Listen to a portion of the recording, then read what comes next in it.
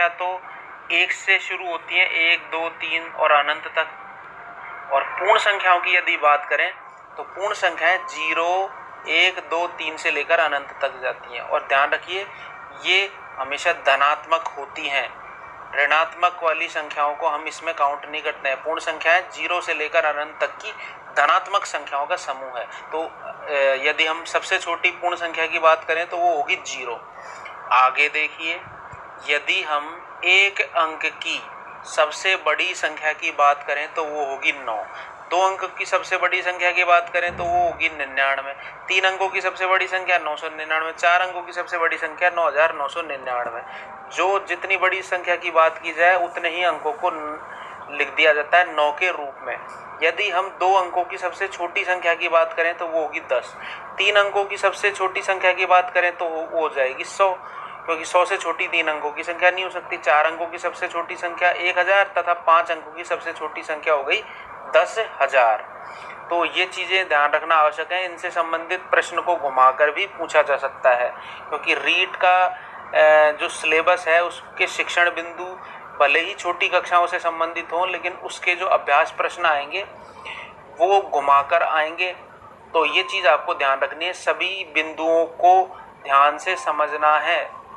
अब देखिए, कभी कभी प्रश्न पूछ लिया जाता है कि अंकों की कुल संख्याएं कितनी होंगी, एक अंक की कुल संख्याएं कितनी होंगी। तो एक अंक की संख्याएं होती हैं 1 से लेकर 9 तक, तो टोटल 9 हो गई।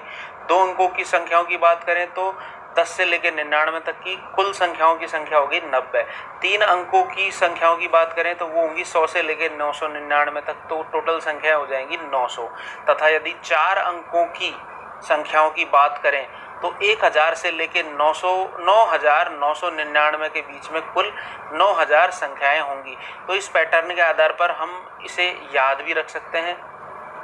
देखिए, अब यदि बात की जाए करोड़ तक की संख्याओं की, तो इकाई से लेकर करोड़ के बीच में किस प्रकार से पैटर्न होता है। इकाई, दहाई में 10, सैकड़ा 100 को कहा जाता है, हजार में 3 जीरो होती हैं 10,000, फिर लाख, फिर 10 लाख और अंत में करोड़। एक ध्यान रखने वाली बात है कि 10 लाख को हम 1 मिलियन भी कहते हैं। ये प्रश्न कभी कभी आ जाता है, या प्रश्न में हमें 1 मिलियन लिखा हुआ मिल जाएगा, 10 लाख लिखा हुआ नहीं मिलेगा। तो हम 1 मिलियन को 10 लाख कहते हैं, ये समझा जाए। तो हमें ये याद रखना है, इकाई, दहाई, सैकड़ा, हजार, 10,000, लाख, 10 लाख, करोड़।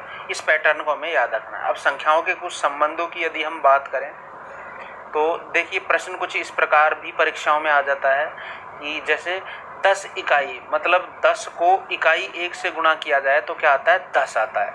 100 दहाई की हम यदि बात करें तो 100 को दहाई 10 से गुणा किया जाए तो आता है 1000। यदि 1000 की हम बात करें तो 1000 गुणा 1000, 1000 गुणा 1000 हो गया, 1 के बाद में 6 जीरो, मतलब 10 लाख। यदि 100 लाख की है हम बात करें तो 100 गुणा 1 लाख करेंगे तो 1 के बाद लग जाएंगी 7 जीरो, और इसका मतलब होता है 1 करोड़। और अब बात आती है इस टॉपिक के सबसे महत्वपूर्ण बिंदु, संख्याओं का शब्दों से अंकों में तथा अंकों से शब्दों में परिवर्तन। तो देखिए, यदि हम इस पैटर्न को इस प्रकार याद करें कि इकाई, दहाई के जो शुरू के 2 खाने होते हैं, 99 तक की कोई भी संख्या हो सकती है शुरू के 2 खानों में। तीसरा स्थान होता है सैकड़ा, 100 का। चौथा तथा 5वां स्थान 1000 तथा 10,000 का होता है, मतलब 1000 के 2 खाने होते हैं चौथे तथा 5वें नंबर पे। छठे तथा 7वें नंबर के दोनों खाने लाख तथा 10 लाख के, मतलब लाख के 2 खाने हो गए छठे तथा 7वें नंबर पे। तथा 8वां खाना होता है 1 करोड़, मतलब करोड़ का। तो इस प्रकार हम 8 खानों में पैटर्न बना के यदि संख्याओं को शब्दों से अंकों में तथा अंकों से शब्दों में परिवर्तित करेंगे तो गलती होने का बहुत कम चांस होगा। आइए अब हम कुछ उदाहरण देखते हैं।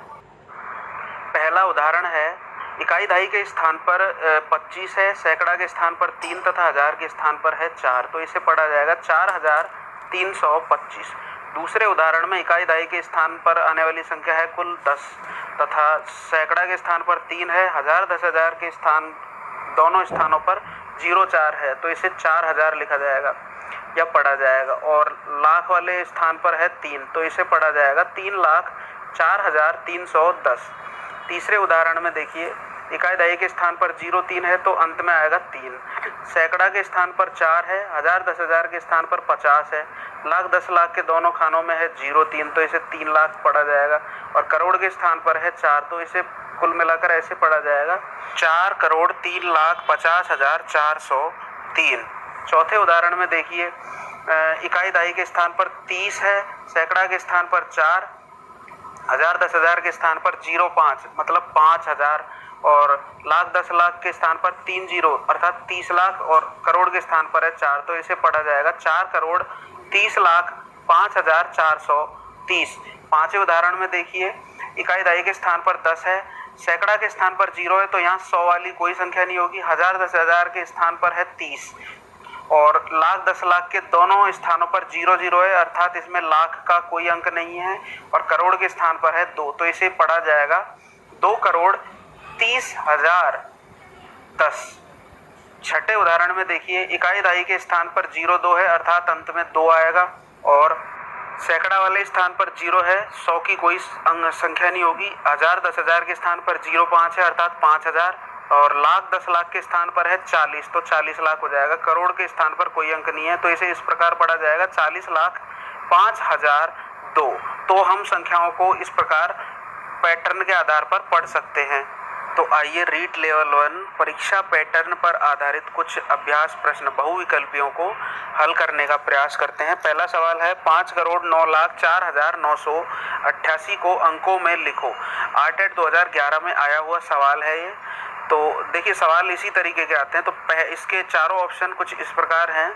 तो ऑप्शन में हमें 4 ऑप्शन दिए हुए हैं, तो हमें कुछ इसे इस प्रकार जमाना होगा, इकाई दहाई सैकड़ा 1000 10,000 लाख 10 लाख तथा करोड़ के स्थान पर अंकों को, कि हमसे कोई गलती ना हो, क्योंकि सवाल देखने में आसान लग रहा है लेकिन है कॉन्जुगेट।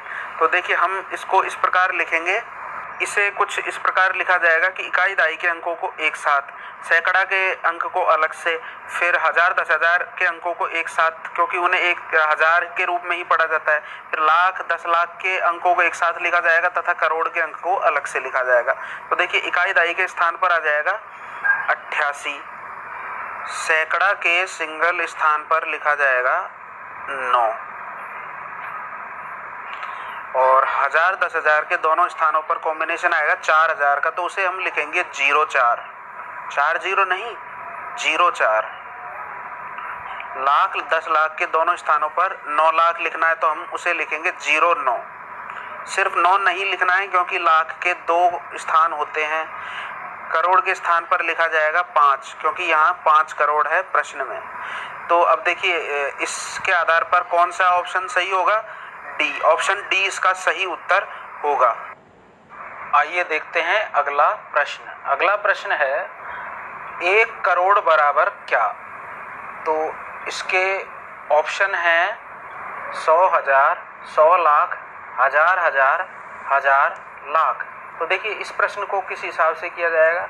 पहला ऑप्शन है 100,000, तो 100 को हम गुणा करेंगे 1000 से, 100 गुणा 1000, तो गुणा करने पर आएगा 1 के बाद में 5 जीरो आ जाएंगी। 100 लाख का मतलब है 100 गुणा 1 लाख, 1 लाख में 5 जीरो होती हैं,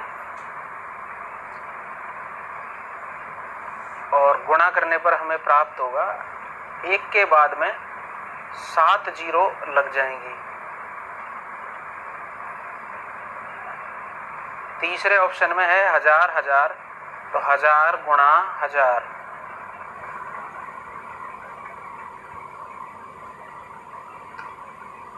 एक के बाद में 6 जीरो लग जाएंगी। चौथा ऑप्शन है 1000 लाख, तो 1000 गुणा 1 लाख, 1 लाख में होती है 5 जीरो, तो गुणा करने पर हमें प्राप्त होगा 1 के बाद में 8 जीरो लग जाएंगी।